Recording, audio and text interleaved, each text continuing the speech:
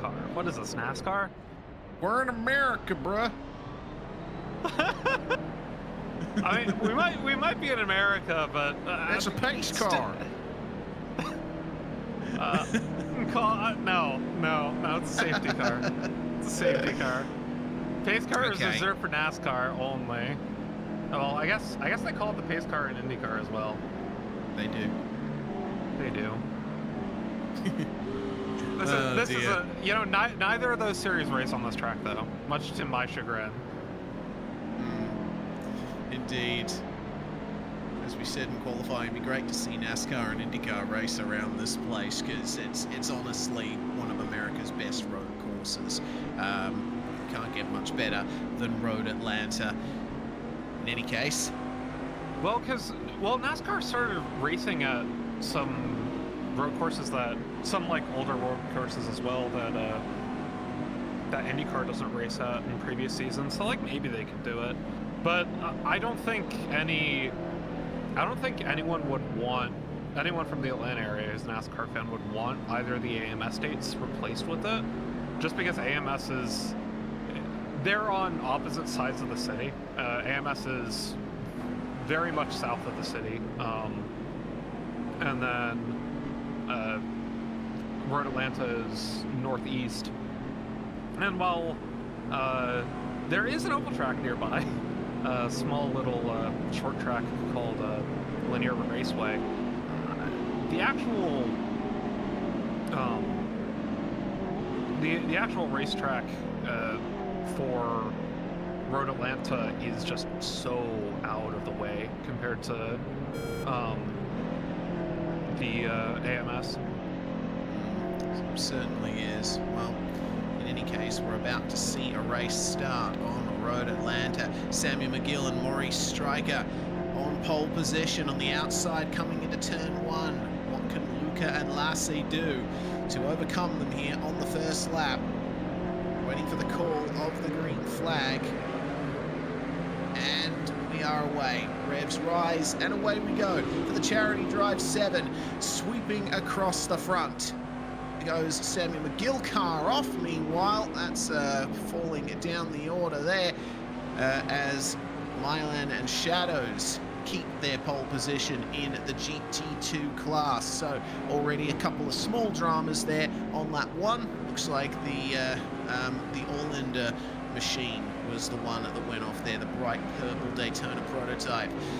Meanwhile, the lead is on, the overall lead. Sven, Hilger and Lelouchen still keeping pace with the top two here, but you get the feeling it's really between the Andretta Wassay and McGill Stryker cars here. I would expect there to be a little bit of hope for our P3 position, just as they slow each other down trying to race each other. We're looking further back, seeing some BMW and BMW action. Pass made on the main stretch. Yeah, that's the Sisilski and Super Iron Death BMW trying to make up places here as there was almost a change for the lead there over the curb for Andretta and Wassay. They managed to continue on, but that was a bit of a scare there. Only on lap 2 catching the curb. That would have been disastrous for them. As they move into the S's. I mean, as we can see, there's a little bit of runoff to go wide there, but that's basically the only runoff the track gives you.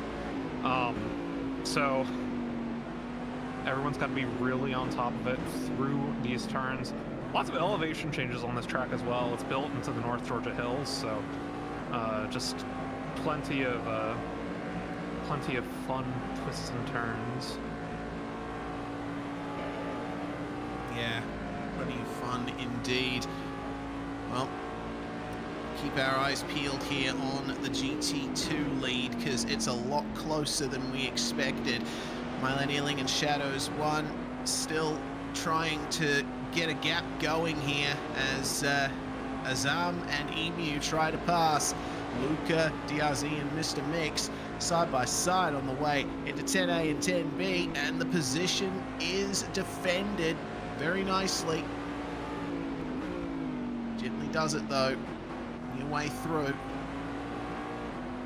There we are. A little bit of a technical issue on the broadcaster side, resolved very quickly as we make our way down through the S's for 4th place in the Daytona prototype class. We saw some pretty close gaps further down the Daytona prototype order, and that's what we're seeing right now as we hook around back onto the main stretch.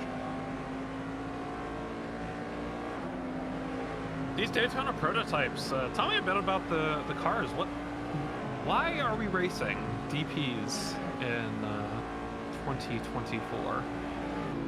That would probably be a question for Martron and the organisation team at Charity Drive. I'm just the guy that calls the races. I don't have insight into why they've decided to choose the cars they have. I think maybe just a little bit of a throwback. It's always very interesting to see these prototypes back out there. They the Daytona prototypes had their roots in the Grand Am sports car series. There was a big period of time where IMSA and various other bodies in America were running different sports car series in the early 2000s. There was the American Le Mans series, which was for those more Le Mans style race cars, and then there was the Grand Am series, which had its own sort of set of technical regulations. The thing was the DPs were a space frame chassis, I believe.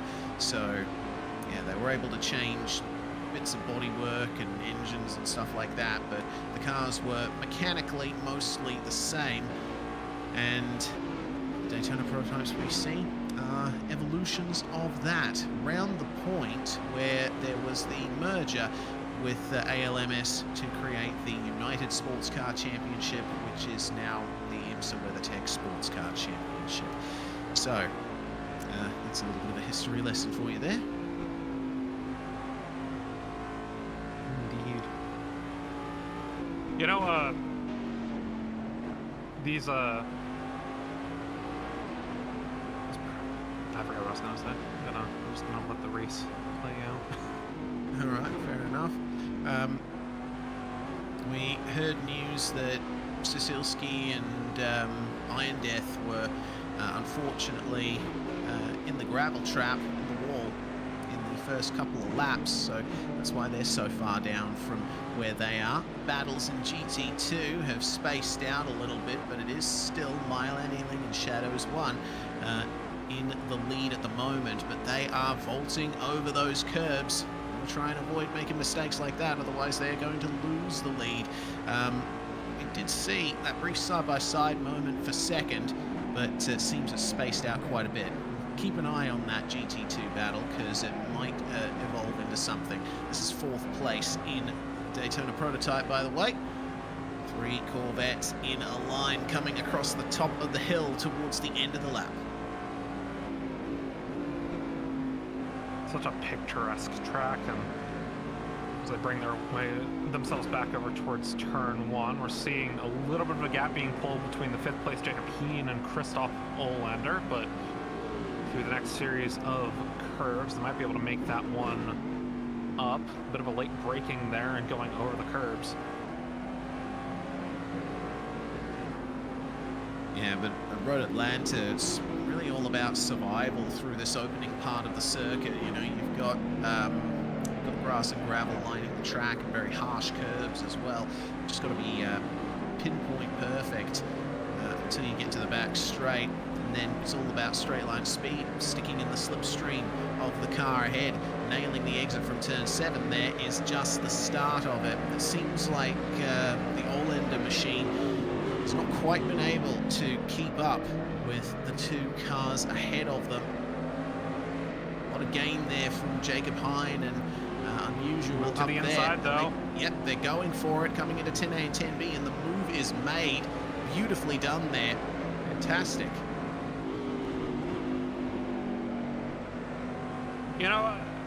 One thing about Road Atlanta is that there aren't very many slow speed corners in the track.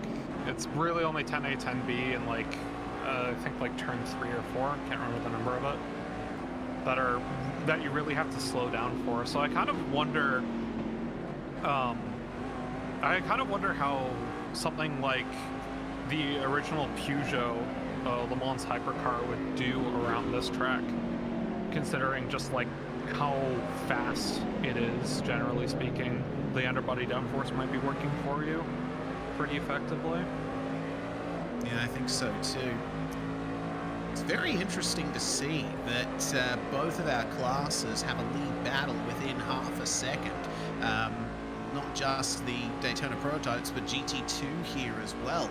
So both classes hotly contested here in the early stages.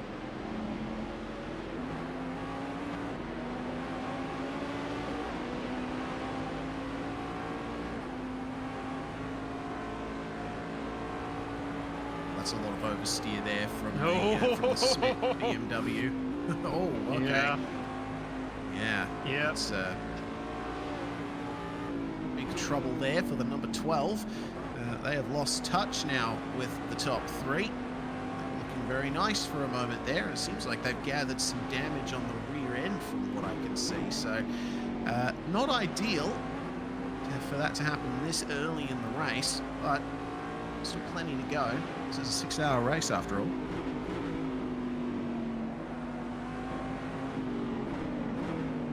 And we're finally approaching some backmarker traffic from our prototype class. Or from the middle of our prototype class, I should say.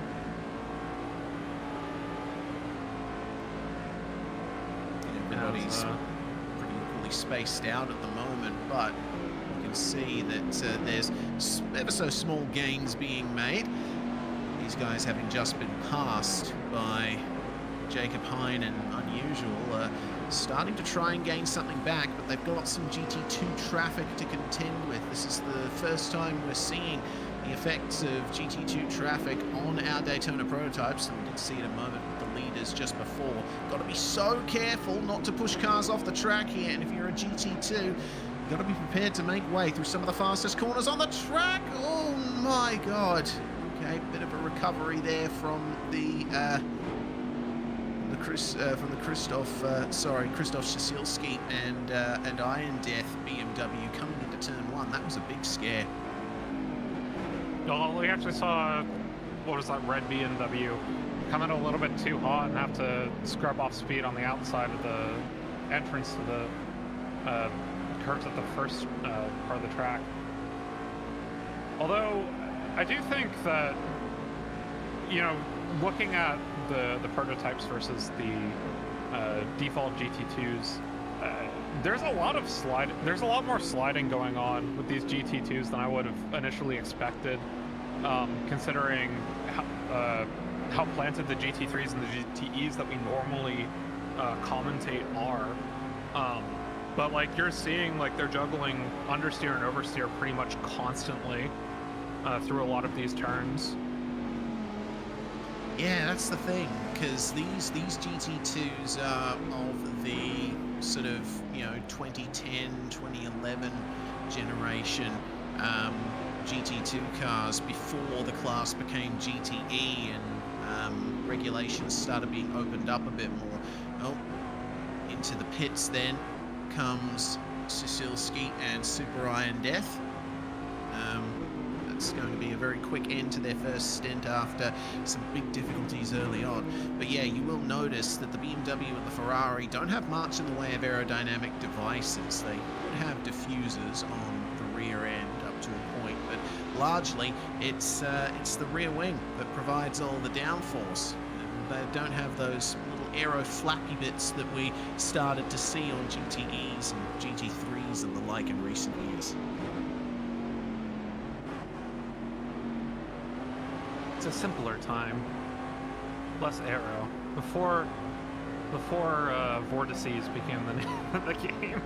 Yeah, indeed. Ooh, problems there for the Rohan Prakash and C14M Ferrari, getting passed there by Marcin and Komar, and that is for 5th place in GT2. love seeing the fire spitting out of the exhaust there on the BMW.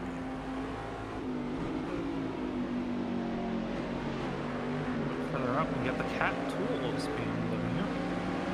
Lucas Smith, DRZ, and Mr. Mix. Team Apex, but it's got the cat tools logo. That's funny. Power tools are, or trucks. Also, big heavy machinery. Indeed. Oh. Okay, someone just clipped into the back rooms. Oh, there we go. Just a desync. It's just a desync. It's fine. They have returned. They fought off the shadow demons and are holding the line around the outside. That's actually for the lead in GT2.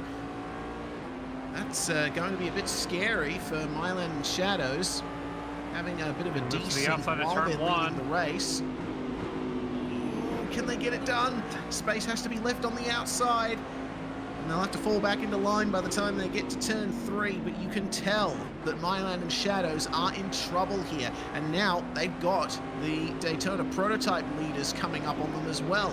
The DP field is now putting a lap on the GT2 field.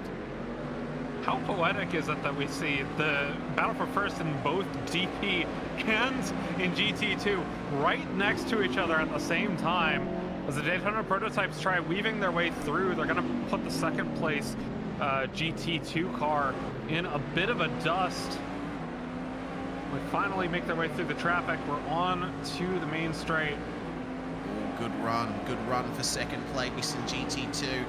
Mylan and Shadows were shuffled wide a bit by the DPs as they made their way through.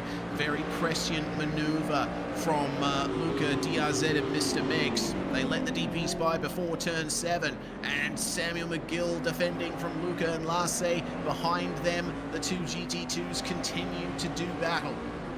And the lead has been lost for the pole position GT2 car. And now even more Daytona prototypes coming out under the bridge and in towards start-finish line in turn number 1. GT2s, I mean, the difference in speed between the GT2s and the Daytona prototypes is pretty large. Obviously, still a little... that oversteer! Oh! Huge slide there. Well recovered. But they've lost crucial time to Team Apex, who now lead GT2. And they could be losing second place here too. That's the third place car there. Adam MK, you the idiot, making their way through here, but they go wide at the first opportunity. Oh, that's got to sting. Yeah, it looks like they locked up the inside front. So take a look at Luca Andretta trying to make another move on the Samuel McGill car. They've got the speed down the straight with the inside line onto McGill through 10A and 10B, be able to keep the position. Only just. This is going to be a very intense race in the top class if it keeps going like this. Meanwhile, Sven Hilger and Lilushin trying to make their way past the All-Ender entry. A little bit of GT2 traffic might help their case.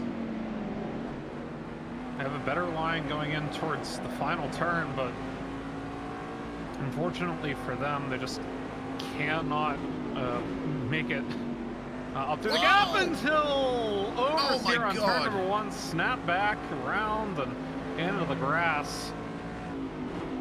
Christoph Olander not happy with that at all. Now they're just lining up the rear trying to get around.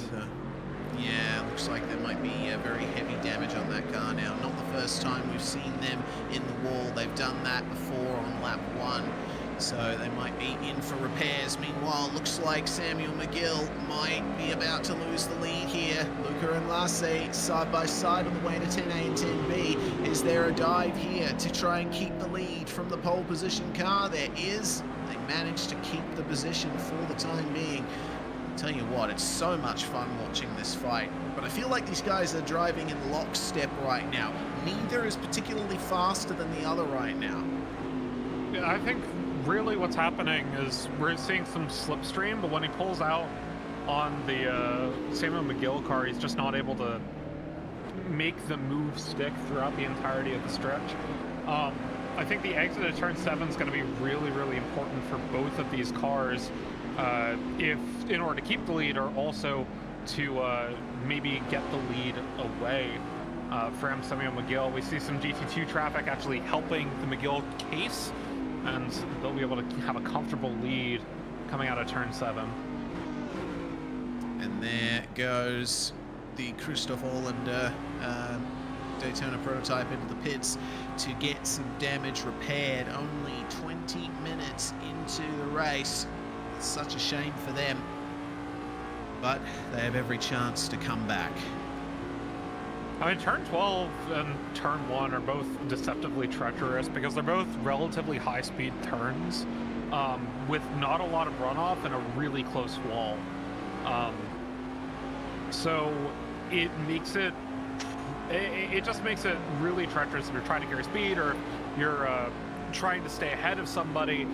You put a little bit too much in, you light up the rear, it swings out from under you, and all of a sudden you're into the wall because there isn't a whole lot of grass between you and the end. That's what we see getting punished from the Christoph Olander car. Yeah, and you know, the track might seem very wide in this section looking at the cars, but when you get down to the bottom of the hill here coming through the S's, it's really only one line through these corners. They're very gentle curves, which means you have to straight line them for the best run through. And if you're in the middle of traffic, or if you're in the middle of a battle with someone, you have to back off. You have to try and keep your distance and make your pass in another area of the track. So it's the one spot where you can run wide is at the end of the S's in turn 5. So everyone's pretty thankful for that. We see a lot of the GT2s going right up onto the curb completely. Perfectly legal as it were, but still can be a bit treacherous because the gravel is right there if you step up past the curb.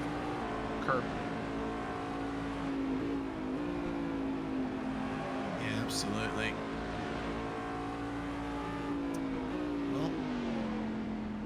Looking back further at 4th place in GT2, Wassay German Corsa BMW gently. They were very far back at the start of this race. They qualified in the lower half, like bottom 3, bottom 4 of their class, and right now they're in 4th place. So this has been very good for them.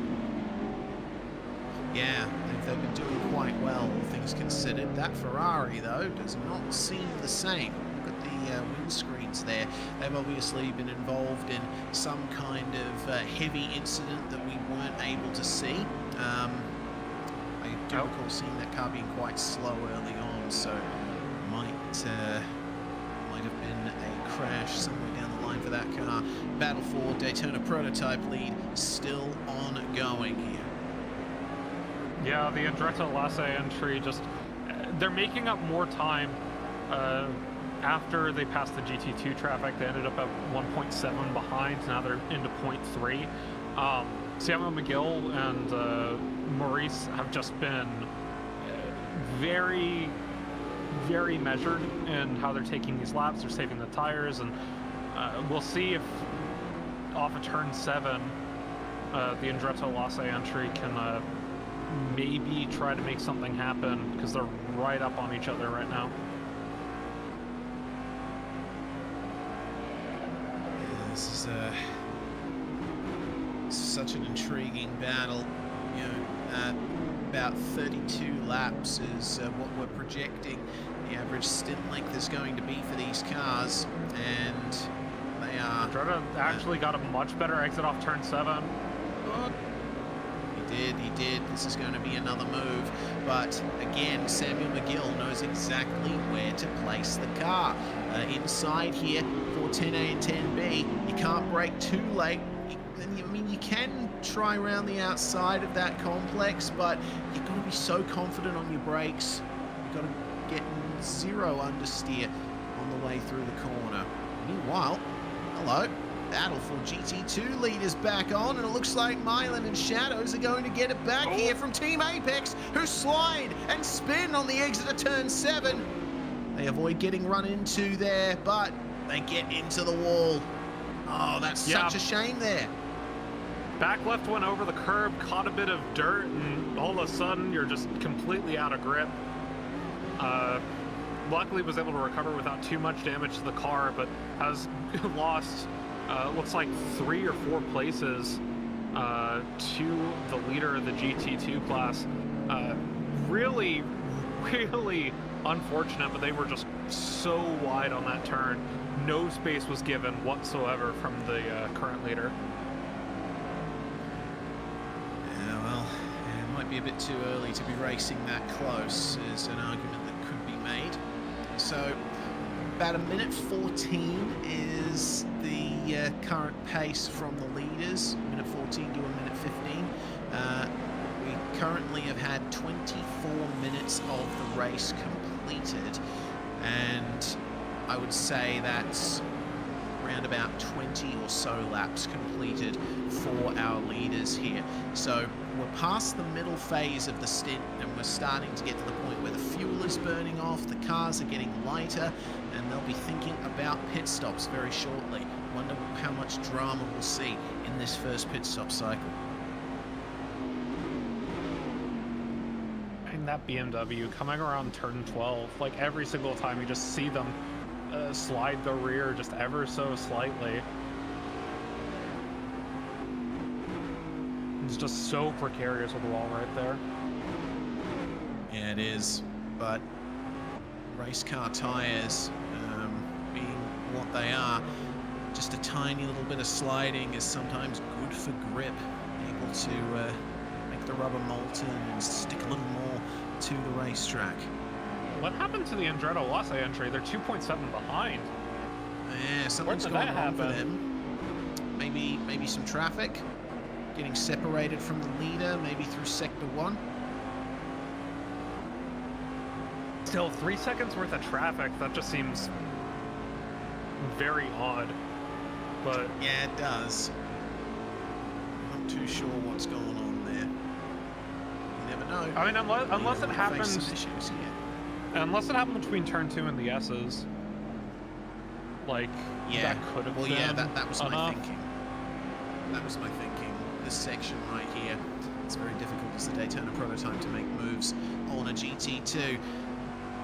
Regardless, we know how quick the Luca and Wassay entry is. I don't think they should face much trouble catching back up to McGill and company. But I mean, we're about halfway through the first stint. Tire wear just seems like it could be a major issue for these prototypes in the front because they've been racing so hard for so long. Obviously, a little bit worse for Andretta and Wassay because they've been the chasing car and they've had to deal with the dirty air. Ugh. The move worked, but it wasn't super clean. Team Apex making their way back through the GT2s. Yeah, remember, they have race-leading pace in the class, so the pace difference is going to be quite substantial at this stage. They still need to make sure that they get the moves done cleanly.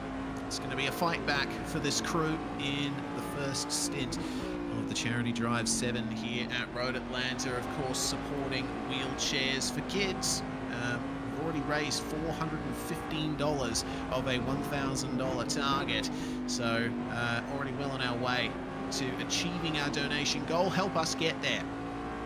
The Just Giving link is up the page a bit in the Twitch chat, and oh dearie me, that Ferrari there absolutely going for it, coming out of turn 5. It's the 13th place car, I believe, for Sunwalker and Arc 1 entry. No, it's Cole Bradbury and Wheelie Rags, who have already come into the pits once, and unfortunately 2 laps down on the next car. They've had a very rough start to the race. No, it's been a bit of trouble for the back markers. The BMWs in general seem to be doing better than the Ferraris right now. Grant you, these are cars that are meant to be racing each other, but it just seems that... Ooh, no. Oh, that's... Oh, no. That's Samuel McGill and Maurice. No. our former Daytona prototype leaders have had some kind of problem coming through turn 1. I don't know exactly what happened to them there. We only just saw them once they'd spun. Yeah, now they've lost actually. Now almost 7 seconds to Luca Andretta. Oh, man. Well. And now Drew Denada and Zoe are right on their heels. Yeah, I think there's some damage here for our former pole position and race leading car. Slow exit, low straight line speed. I think they're going to be coming into the pits here. It's going to be a short first stint, but maybe they can reverse engineer the rest of the race from that. Yeah, I mean, they're just losing so much speed, so much time to now being in 3rd place and going right into the pits. Yeah, it's very narrow pit entry here, and it's grass on both sides. Good old road Atlanta. Yeah, scariest pit entry in motorsports for my money. Well, this will be a pit for repairs. Maybe they'll change drivers and get back out there, try and regain some of that time they've lost. Yeah, pretty unfortunate for them, but they've had the pace this entire time. If a similar mistake happens for Luca Andretta and Wassay, I think that they might be able to make up that time sooner rather than later, but in the meantime, you know, it completely throws a wrench in their race strategy, because not only is there a pit stop earlier than expected, but this is a longer pit stop than perhaps they would have originally wanted, because they have to make repairs to the car. Yeah, that's true.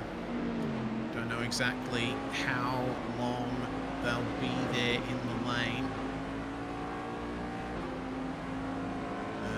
Looks like Maurice Stryker and Samuel McGill might be doing a driver change here. I mean, you might as well, if you're going for pit repairs, to take a long pit. Yeah, so might as well get one of them out of the way.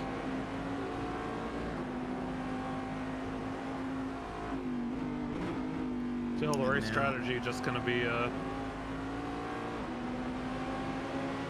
upended completely.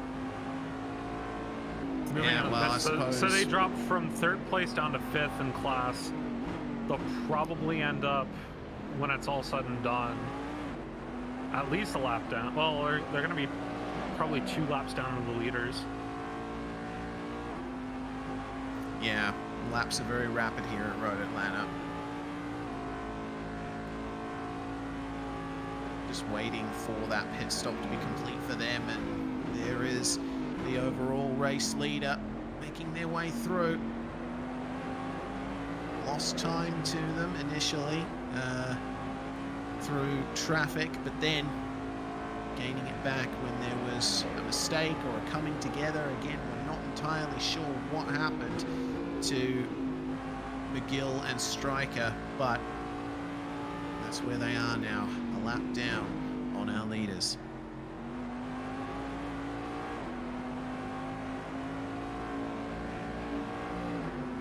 In the chat, we going for a tactical early crash. I like that. Yeah, nice. Just get it out of the way now, because you know it'll be more painful for accidents later, right? Limpetarch not having a great time in the entry or entry into turn 3.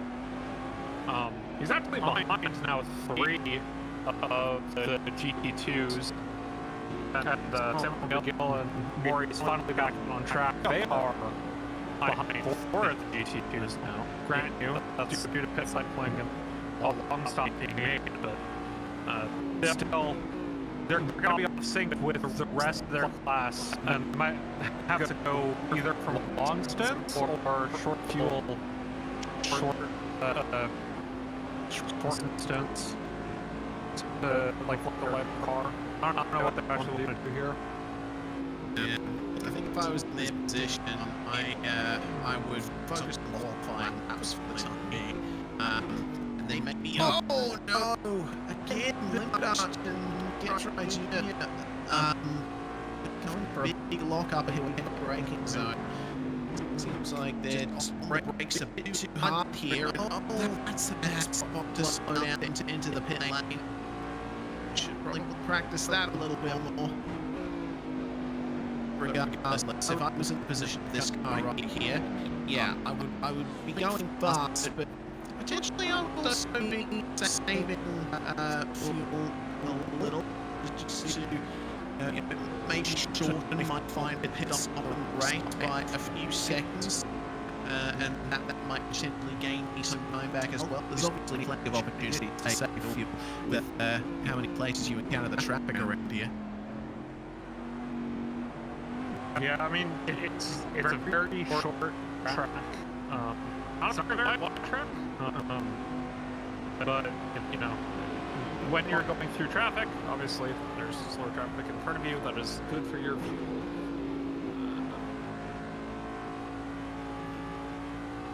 Yeah, certainly is. Well, Apparently we're having some audio issues right now on stream. Yeah. Well, if you're able to understand us in the midst of all of this, okay, hearing that it sounds better now. Okay, interesting. We do apologise for that slight technical glitch. Unsure exactly what caused that, but we are back and continuing to check out the overall leader as they are approaching what we assume are the final few laps of their first stint. They turned on their Australian translator. You people are a bunch of goofs, I love you. Australian translator. Do I? You might. Can I learn to speak Australian from you? Yes, I suppose. I mean, if you've spent many hours at this point listening to me, you must have picked up something.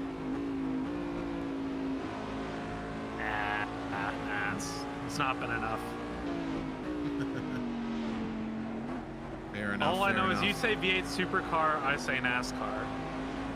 Yeah, that's our only point of difference right there. We're basically the same person otherwise. Are we the same person? Are we just one guy that's putting on two different accents in the same commentary booth? You'll never know.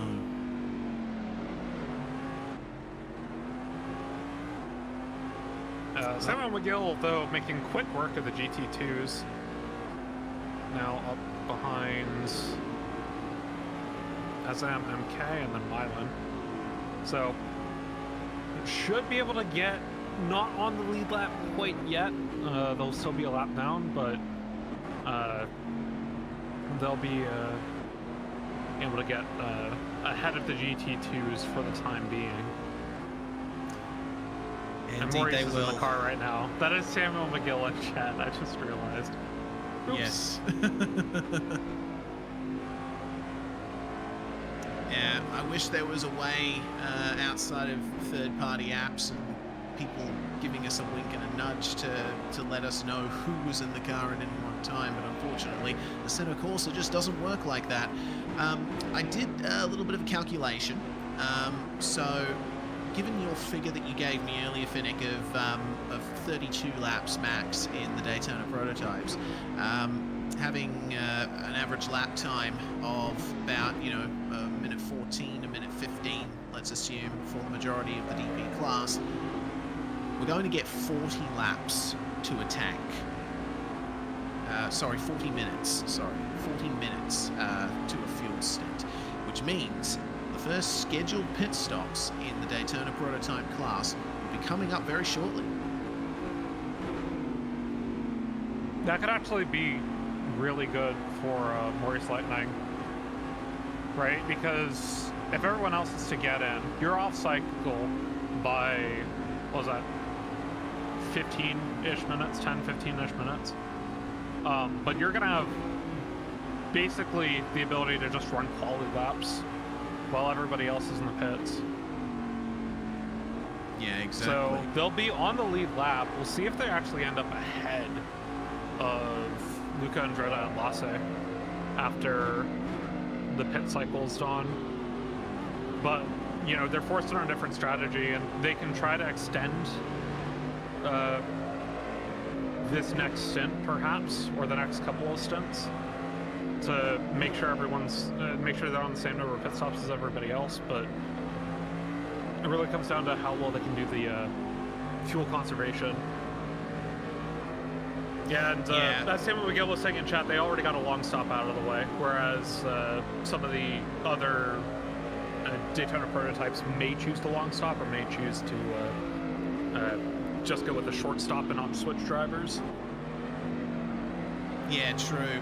That's the thing, like long stop versus short stop, how long a pit stop takes, what lap times you can set out there.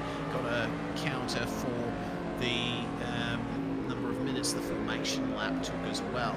I mean, my basic calculation here is that it's basically 9 full stints in the Daytona prototypes. So 8 pit stops if you want to get to the end.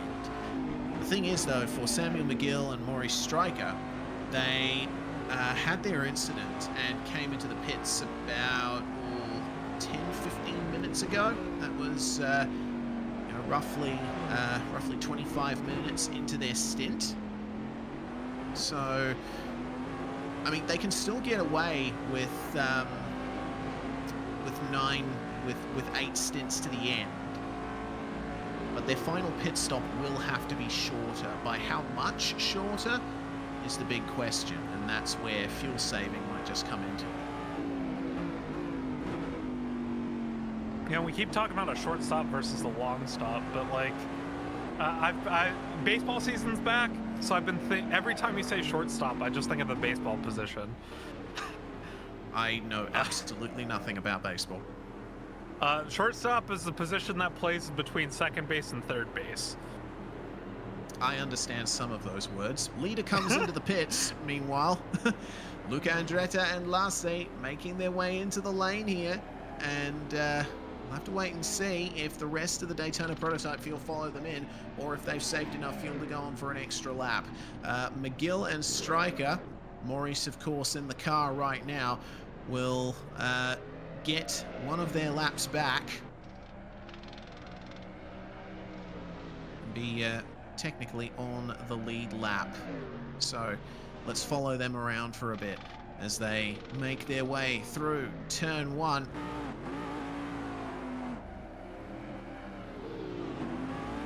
And it looks to me like pit timing just feels so weird.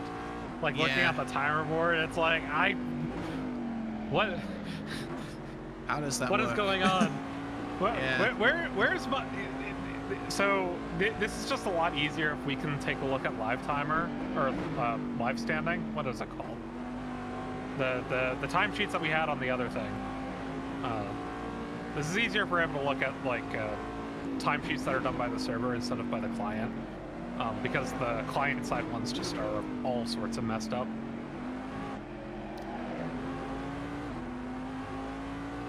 Indeed. Yeah, well, hearing that we've got our first interview coming up very shortly, so we'll wait and see on that. Yeah, so Luca Andretta and Wassay, they took a short stop on that. So they did. And a long stop, of course, I believe also completely repairs the car. Yami, of course, in Twitch chat saying they chose to driver swap as they'd have lost more time repairing damage than if they just did a long stop. So they decided to save time, get the car repaired, and get back out there. Let's have a talk now to one of our drivers who has yet to take part in the race. Samuel McGill is he was taking part in the race. It's driver's yes, doing the first stint. My apologies. This is the thing about taking a nap with your girlfriend earlier in the day. The brain just doesn't catch up. Still on my pillow in my bedroom. Samuel, good to see you in the comms box here with us. Just a bit of unfortunate running for you early on there. I mean, the car's fast, you're fast, obviously, so is Maurice here. But what exactly happened? Just a little bit of sending it too hard with tyres that weren't ready to deal with it. Just turn in a bit too early to the first corner, clip the inside curb, goes you round, and then find a wall on the exit. Well, looks like we've just seen another car have that happen to them. It's the Jacob Hine entry. Unfortunately, careful on the re-entry. That's the overall race leader just coming through there. So yeah, this mod version of the track for Assetto Corsa obviously has some pretty tough curves out there, which doesn't exactly play nice with the Daytona prototype. Well, AC curves in general don't play nice with any car, but I think the big curves around here do certainly magnify it. And with the cars running so low to the ground and being so stiff, you kind of get on most of them and you either end up spinning around instantly or just getting stuck on them and not being able to turn. So it's just kind of roulette whether you survive or whether you die. You just kind of got to manage that. So when it comes to strategy from here on out, obviously priority number one is don't crash. That is left unsaid. But what's your plan going forward here? Because we did work out it's about 40 minutes per stint in a Daytona prototype. You have to factor in, of course, length of pit stops and all that sort of stuff. What's your end goal here now that the race has been altered? Well, our end goal is still the same. Finish as well as we can. If that's first, let that be first. If it's not, then we'll try our best to fix that. It's just very much, I think, in my strange, very basic calculations, I found out that I think we have to do a short stop at the end normally, so I guess we've just taken our splash and dash technically at the start of the race instead of at the end. So I'm hoping we can just send it to the end, keep managing the tyres, which I have more issue than Maurice does, so I'm hoping Maurice can keep sending it. So just gotta see where we get. Long race, plenty of time to get back, plenty of mistakes for other drivers to make. Indeed. So I suppose to sum it all up, qualifying laps to the end. Well, qualifying laps with calculated risks, yes. Yes, indeed. Speaking of calculated risks, I do have a question about the traffic. I've done plenty of endurance events on iRacing at Road Atlantis, so I'm well aware of the struggles that you have to go through as a prototype driver trying to make your way through GT traffic.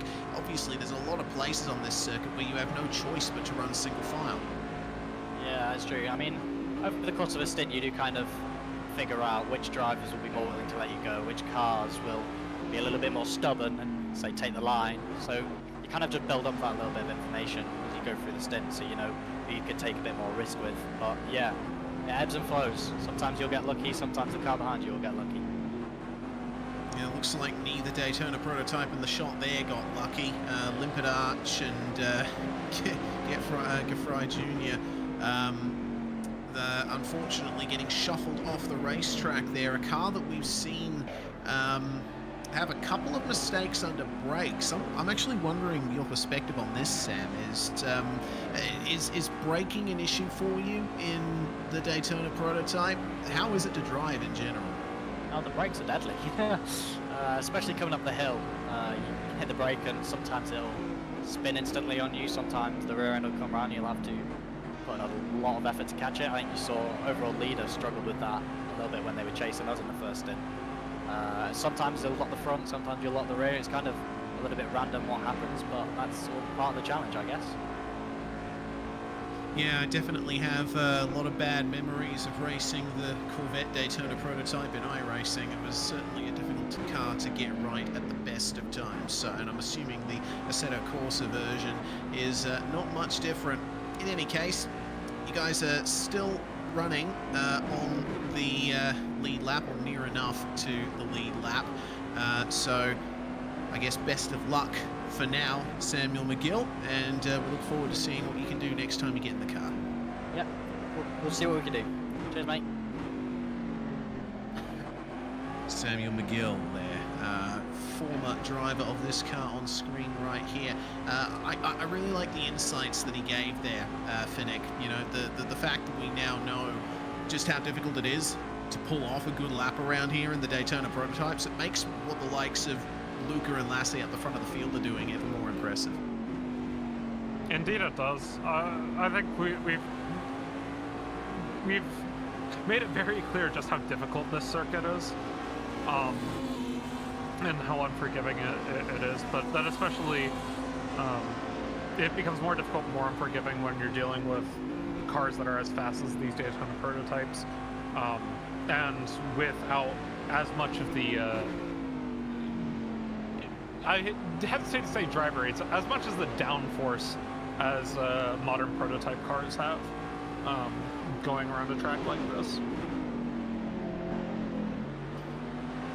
Yeah, the Corvette Daytona prototypes are very sort of mechanical grip dependent, I think. I mean, they're stiff, obviously, they're prototypes, but not as much in the way of aerodynamic devices as some modern prototypes are. And, of course, the GT cars have even less downforce available to them.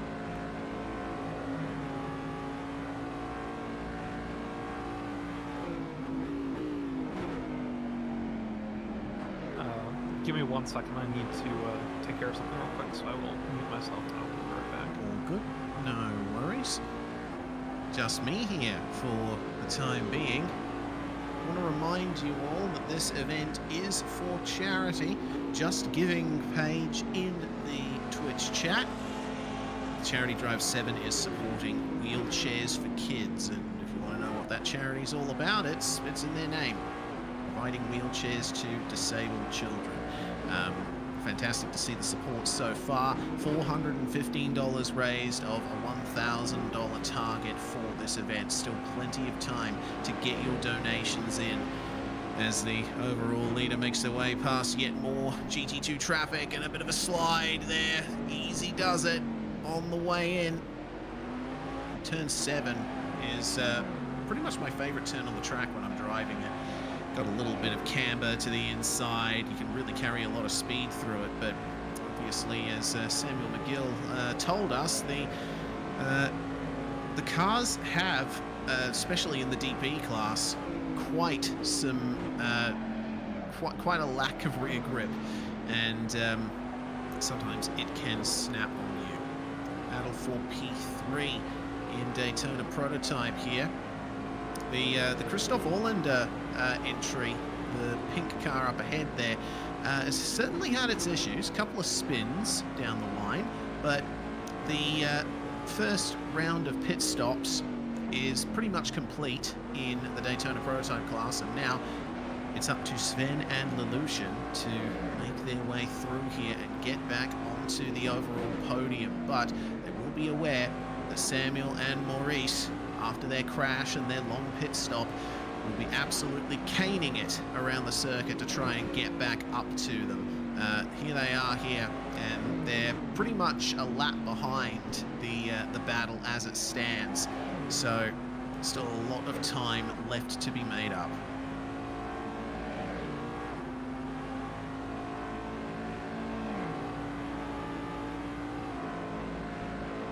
Well, that looks like a bit of a mess there ahead. That's going to stymie the run of the number 83 in their pursuit of third place. GT side by side coming through the final corner. Easy does it. Thread the needle.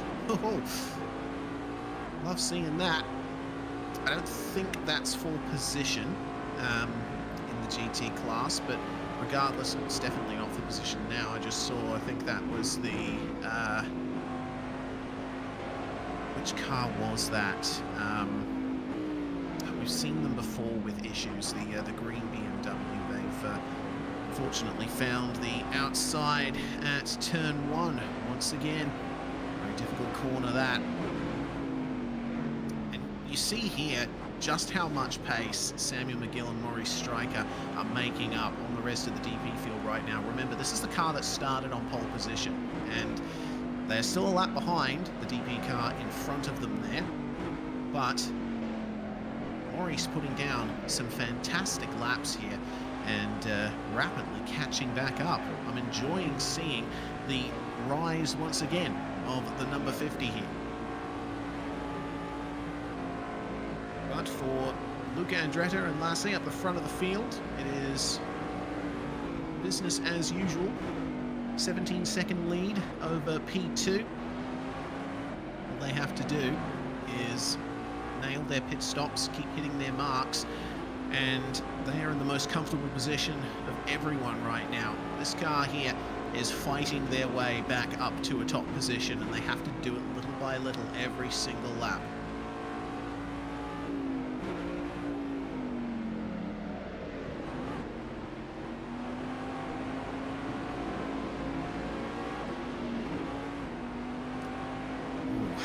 Okay, looks like Hilger and Lelouch unfortunately going way too wide at turn 5 there. Running out to the outside wall. That's some crucial time lost there in their battle with the Olander entry.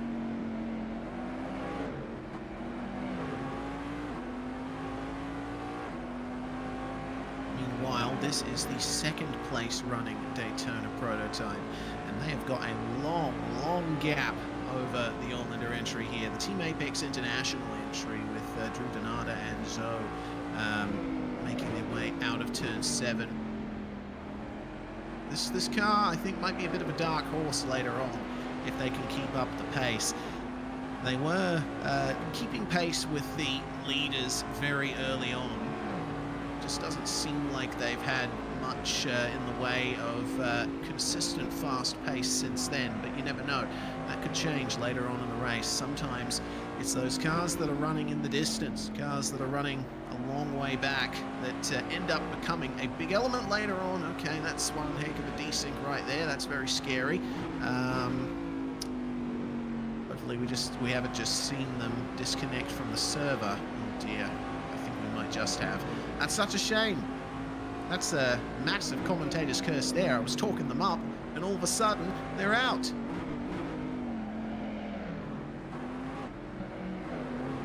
So Team Apex already suffering plenty of issues in this race, but their GT2 car is still running. As a move is made there for McGill and Maurice,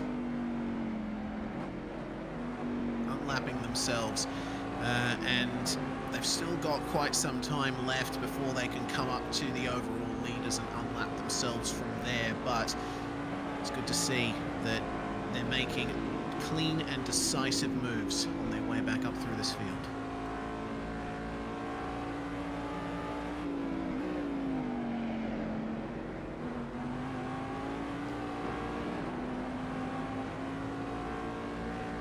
So coming through, oh, again, turn 5.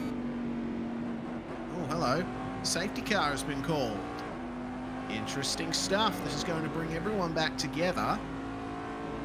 And I wonder if this is going to be an option here for McGill and Stryker to take another pit stop. Looks like the Team Apex International car is back in the server. But they will have to wait to emerge back onto the racetrack. The safety car is now out. We can take a breather.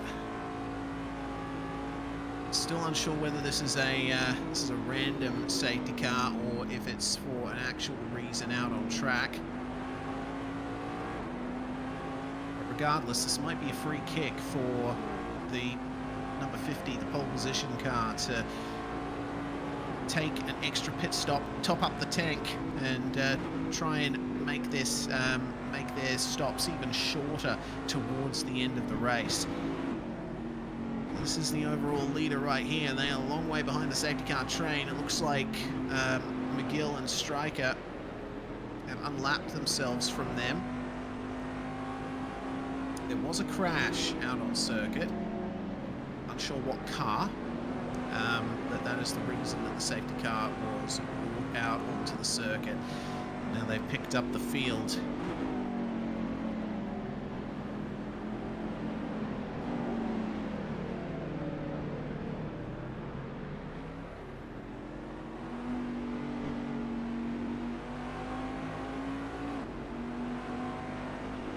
So keep an eye out. The car's coming up to the end of the train here on the long back straight. Got to be careful not to collect anyone in the safety car train.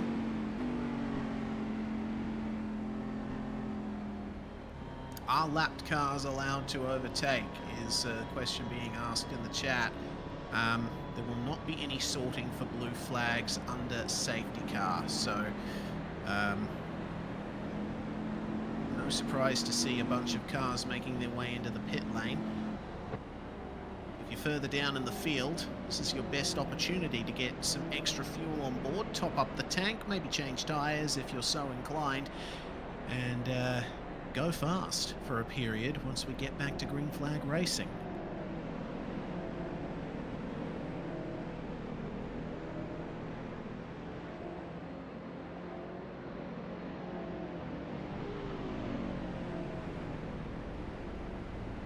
Right then. So all of this basically means now that we're about to see the first real pass for position for the number 50 once we go back to green flag. They are only half a second behind the Hine entry, and that is for P4 in the Daytona prototype class. So things already looking up here for Samuel McGill and Maurice Stryker.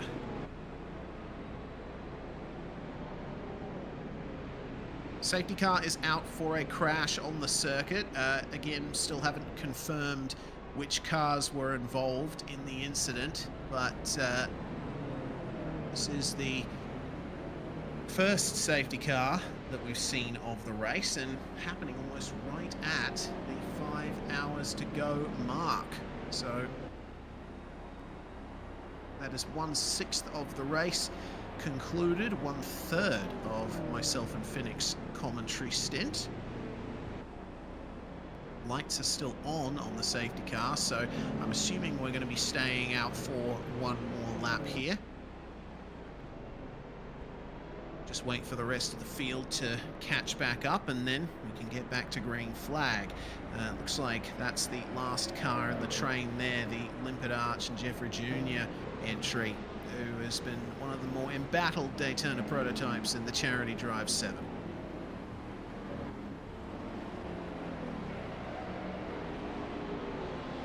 Interesting to see second place in GT2 coming in, the Marlboro entry of Sunwalker and Arc 1. Oh no! Oh dear! Oh, that's bad. Okay.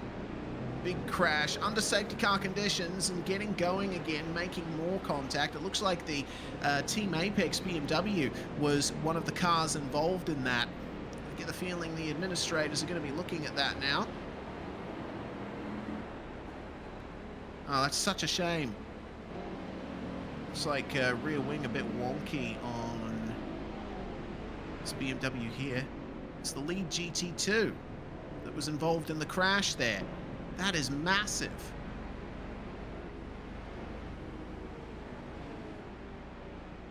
That looks really bad. So, meanwhile, the Sunwalker and Arc 1 entry is looking probably best placed here to get it done for the lead of GT2 after that crash for the leader. Still unsure exactly what caused that incident. I mean, it's not unusual in sim racing events to see incidents happen under safety car, but that involved multiple cars there.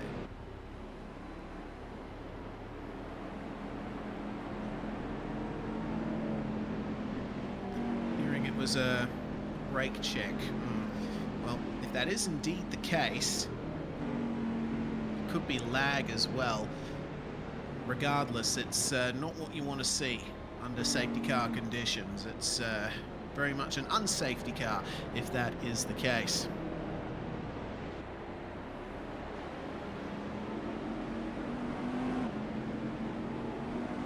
Into the pits coming the Super Iron Death and Krzysztof Sisilski car, the Falcon entry, and they will fall down the order as a result.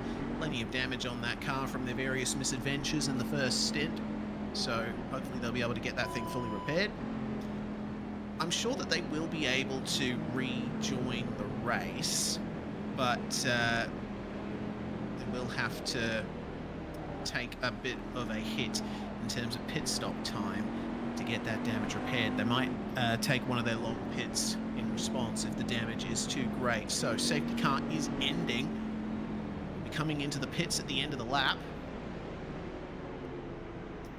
Once again, oh, this looks like a real mess. BMW backing this part of the field up, and I'm not too sure that's the correct course of action. They've got the overall leader up behind them. They will have to start in a line here coming to the end of the safety car period. Hearing that the GT2 leaders taking the long pit, big brain master plan. Well, let's see if it works out for y'all. All right.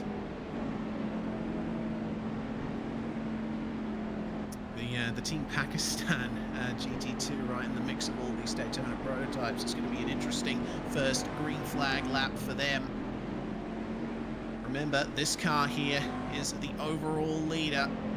The Luca Andretta and Wassay entry. They'll have to make their way through here just to keep themselves ahead, but they do have a laps advantage, or near enough, on the second place car in DP. So the field falls under the control of Jacob Hine and Unusual in the number 80. Up to the start finish line they go, already putting the power down. We are back to green flag racing in the Charity Drive 7. Very crucial for Samuel McGill and Maurice Stryker. They start second in line. They'll be able to get a lap back on third place here. Meanwhile, the new GT2 leaders making their way through there, and it looks like the Azam MK and Emu the Idiot car has gotten its damage repaired. They are now all right in the mix here with Sunwalker and Arc 1, and also Mylan and Shadows, the car that started on pole position in GT2. A three-way battle for second place as the Apex International car drives away at the front of the field.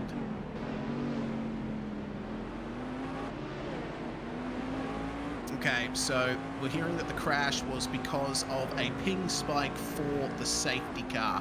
So that's unfortunate for everyone behind the safety car at the time. Things seem to have worked out though, and we are back to some very intense racing here as Samuel McGill and Maurice Stryker. Maurice Stryker at the wheel of the car at the moment. McGill looking on in the broadcast chat and spectating. They now have clear air ahead of them. That is the most crucial fact. This will really help them in their push back to, hopefully, the lead of the race. Meanwhile, Mylan and Shadows make their way past Sunwalker and Arc 1 and up into third place again in GT2. Let's see if they can catch up to Azam and Emu up ahead. The red and yellow rear of their BMW flashing into view right now. Got a lot of traffic ahead of them. Relatively clear air for these guys. Oh, a little bit wide for a bit of traffic, but it seems like they've worked themselves out there.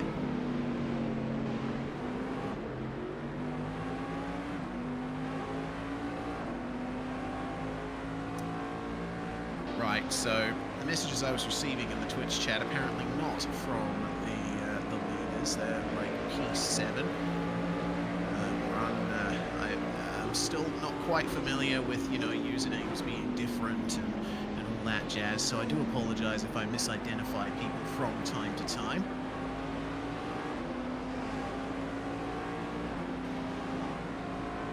Four hours and 52 minutes remain.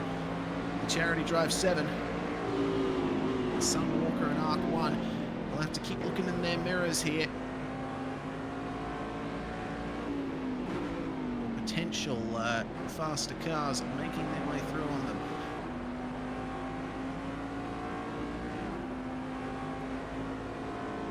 So Maurice Stryker pulling away. quite a bit from the rest of the Daytona prototype field. Remember, the overall leader is still behind a lot of those other DPs that we saw on the safety car restart. So, I mean, it looks like they've worked their way past most of them, but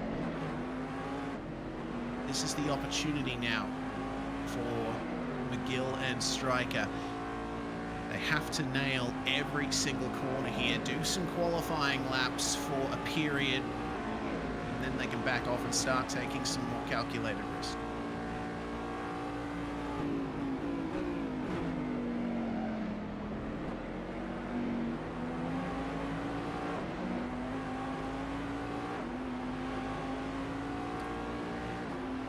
Fourth place and third in GT2.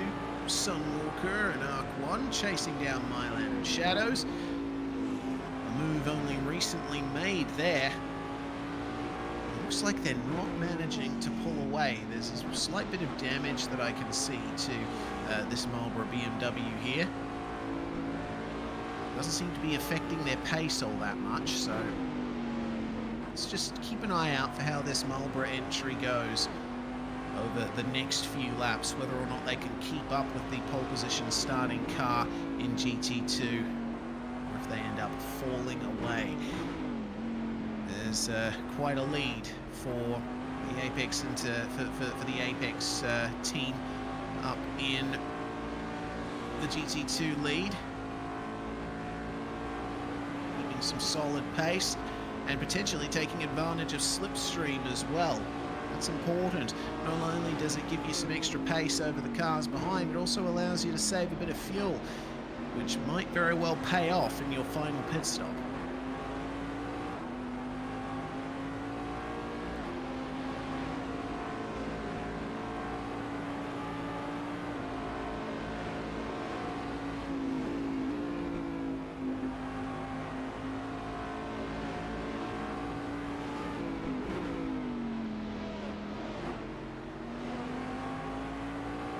We've had a bit of a rule adjustment in race control. For the next safety car, prototypes must overtake GT2s, so we'll have our classes separated on the restart. I think that's a very good decision. Make things a little bit cleaner going forward. And drivers may get penalties for this, of course running real penalty app in the server, but those penalties will be cleared by race control.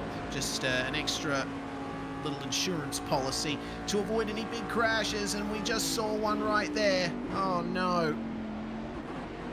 Oh, that's a shame. The Japanese-inspired livery there, not doing them any favors. They can't drift, they can only spin. That's a real shame for the car that is now running in 6th place in the GT2 class. Looked like potentially a coming together at turn 1 there, rear end contact. If not, just spinning by themselves. They're gonna have to bring that one straight into the pits, I would imagine. It was fairly heavy contact with the front end to the wall.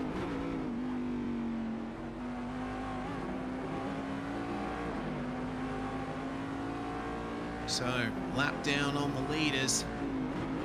Sven Hilger and Lelouchen have a 4-second gap to the next car behind. That's a long way behind again to Drew Denada and Joe here. Big slide for the DP ahead of them coming through turn 7.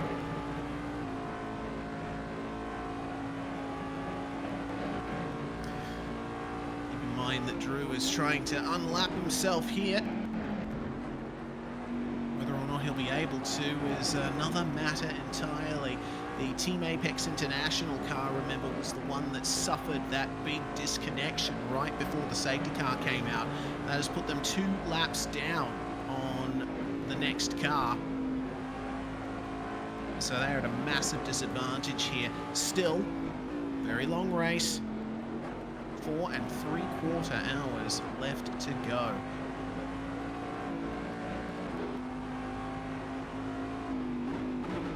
Meanwhile, down in P16 overall, it's the GT2 leader making their way through on this battle. Only half a second in it between the Team Pakistan car and the Zod and Double VTEC Honey Badger entry. The gap does extend a little bit though. There isn't going to be much in it.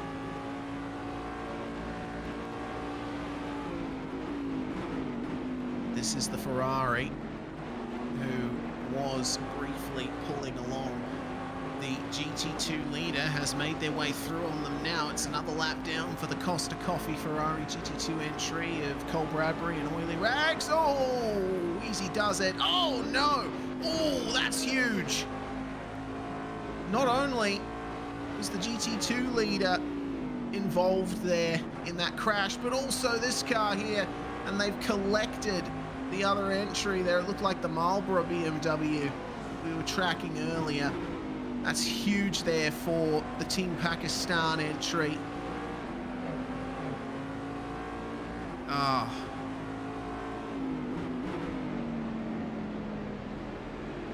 So we are going to have to say goodbye to Finnick. Unfortunately, he's been called away to another commitment, and it's a commitment he can't say no to. So just be me for the time being. See if we can get someone else in the comms box here to keep me company.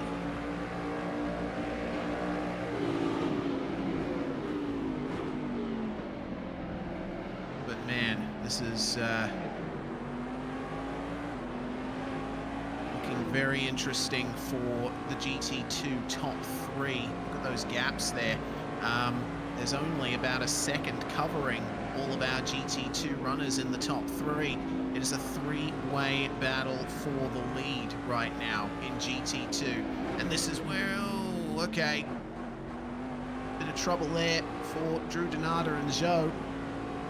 I think we really should look at the GT2 lead because, man, it has gone down. The Team Apex car, remember, we saw them running wide at turn 5 just a little earlier. And it doesn't look like the car's picked up any damage, but they would have lost a lot of time, and the driver in the car may very well be rattled. So now we get back to the battle that we were seeing a long time ago, right at the race start. Mylan and Shadows trying to gain back the GT2 race lead. This is fantastic.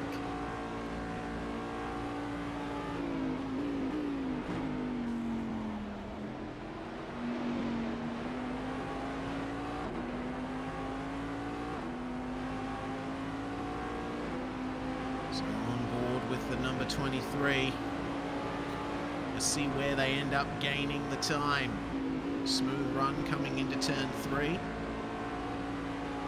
Traction control, of course, is available on the GT2 cars, but there's no anti-lock brakes.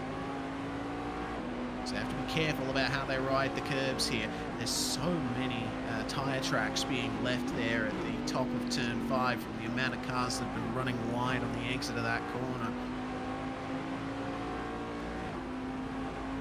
Now it's time for the slipstream coming out of turn 7.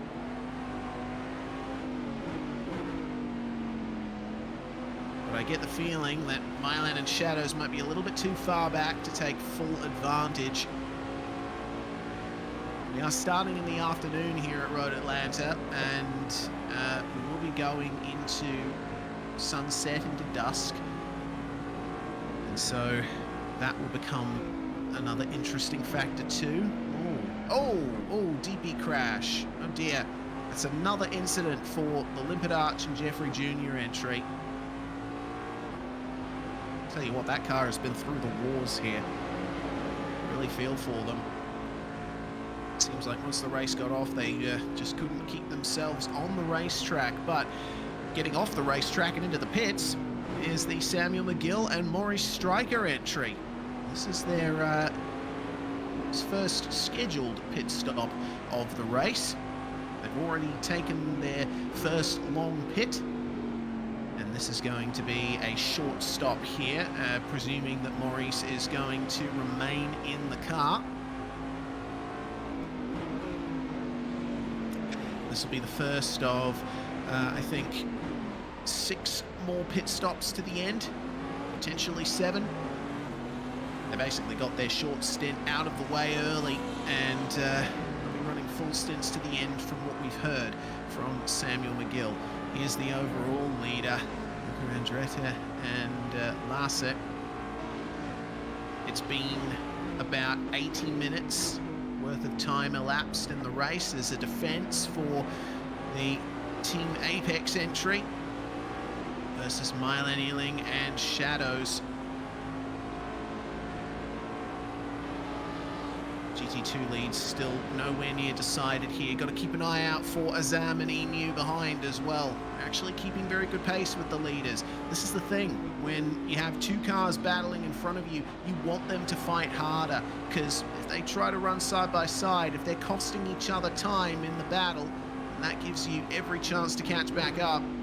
The Costa Coffee Ferrari immediately trying to jump out of the way there, but I think they might have slightly gotten in the way of the 3rd place car. Regardless, it's still well within the fight.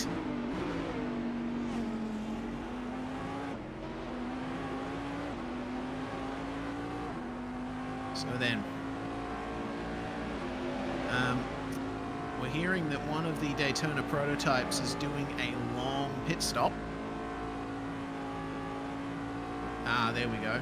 So that it's the Sven Hilger and Lelouch car, which was running in P3, I believe, at the time. So they're getting their long stop out of the way. McGill and Striker back out onto the track, having taken a short stop, which somewhat erroneously is signifying a full fuel tank fill. Go then. How does the battle for the GT2 lead work out is the question.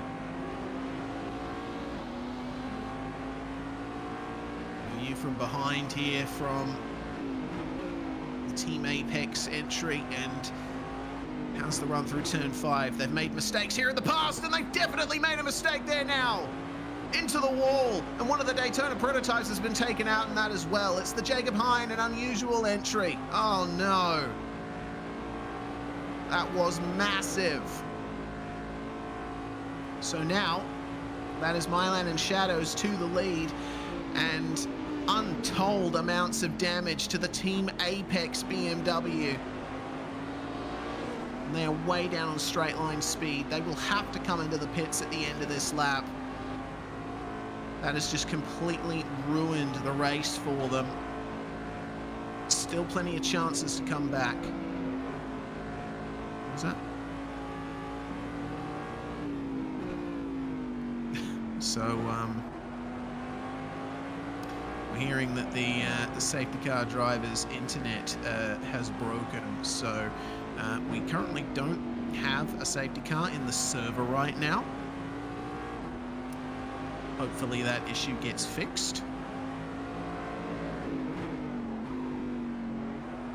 Also seeing, yeah, it looks like the Team Apex BMW is going for a driver change. They've decided to take that long stop that fully repairs the car in less time than it takes to actually get the damage fixed. Still a big shame for them. They were in the lead, and unfortunately, just too wide out of turn 5. Away they went. So out of the battle for the lead in GT2 for the time being. Whether or not they'll be able to work their way back up to a podium position remains to be seen. But so far, considering the pace of this car, looks like Daytona prototype podium is absolutely a possibility for Samuel McGill and Maurice Striker.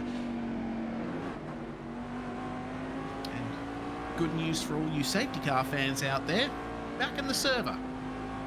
So we will still be able to have safety cars for the remainder of the race, for the time being at least.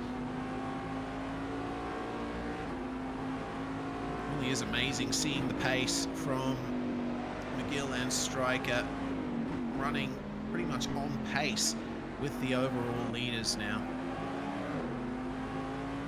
If anything, a little bit faster. They haven't encountered much traffic yet, so see what they can do.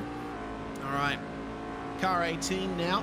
The Team Apex BMW is now back online in the pits. Long stop will shortly be complete for that car, but they have fallen outside the top 4 and could be falling outside the top 5 in GT2 by the time that pit stop is complete.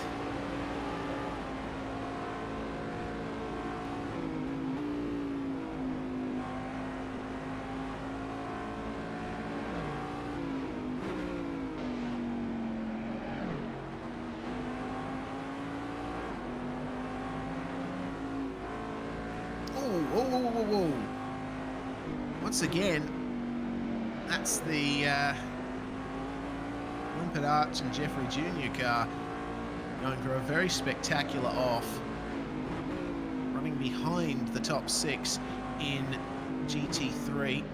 Looks like the Sven Hilger and the Lucian car has fallen down the order a bit as well.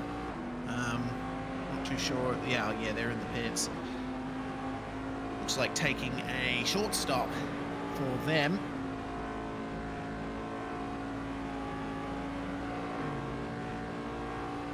And 1 out of 2 long pits officially completed for the Team Apex BMW.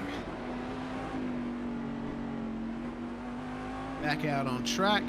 Car has been repaired. But man, they are a long way behind. They're going to have to hope that the rest of the race comes to them.